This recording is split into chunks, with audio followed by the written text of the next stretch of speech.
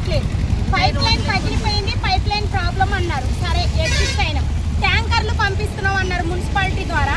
ఇంటికి ఒక డ్రమ్ము నీళ్లు పోసెళ్తే ఆ నీళ్ళని పైకి మోసుకెళ్ళడానికి హార్ట్ పేషెంట్లు ఉన్నారు, ఆరోగ్యం బాగోనోళ్ళు, పెద్ద వయసు వాళ్ళు చాలా మంది ఉన్నారండి. మేము అందరం కలిసి నీళ్లు పైకి మోసుకెళ్ళడానికి మాకు చాలా ఇబ్బంది అవుతుంది. సరే మొన్న 2 days రిపేర్లు చేసామని చెప్పారు. ఒక రోజు నీళ్లు వదిలిపెట్టారు. ఒక రోజు నీళ్లు వదిలిన తర్వాత ట్యాంకులు ఫుల్ కాకుండానే నీళ్లు బంద్ చేశారు. నీళ్లు బంద్ చేసిన తర్వాత ఏమైందంటే మళ్ళీ పైప్ లైన్ పగిలిపోయింది అన్నారు. ఎన్నిసార్లు పైప్ లైన్లు పగులుతాయి? 4000 సైడ్కి అంతమంది జనాభా ఉంటే వాళ్ళకు వాటర్ సరఫరా అంతా చాలా సాఫీగా జరుగుతుంది. మరి 520 లొకేషన్కే పద్దానికి పైప్ లైన్లు పగిలిపోయినాయి అని ఇప్పటికి ఇది 3వ సారో 4వ సారో జరుగుతుంది ప్రాబ్లము. మరి ఇట్లా జరుగుతున్న సిచ్యువేషన్లో మాకెవరన్నా చొరవ తీసుకొని ఆ పైప్ లైన్లు స్ట్రాంగ్గా వేపిస్తారా అని మేము ఇప్పటికి 15 days నుంచి ఎదురు చూస్తున్నాం. ఈ రోజు మొదలుకొని ఇంకా 10 రోజులు నీళ్లు రావట.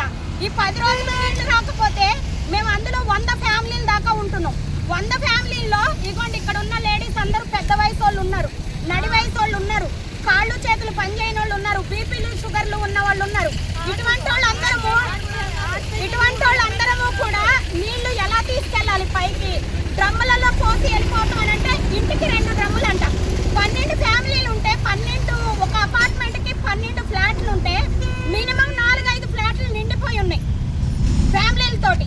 4-5 ఫ్లాట్లకి 2 డ్రమ్ములు నీళ్ళు ఇస్తే అవి ఎంతవరకు సరిపోతాయి? ఆ నీళ్ల కోసం కొట్టుకోలేక మేము రోజుకి 20 డబ్బాల మినరల్ వాటర్ కొనుక్కుంటున్నామండి.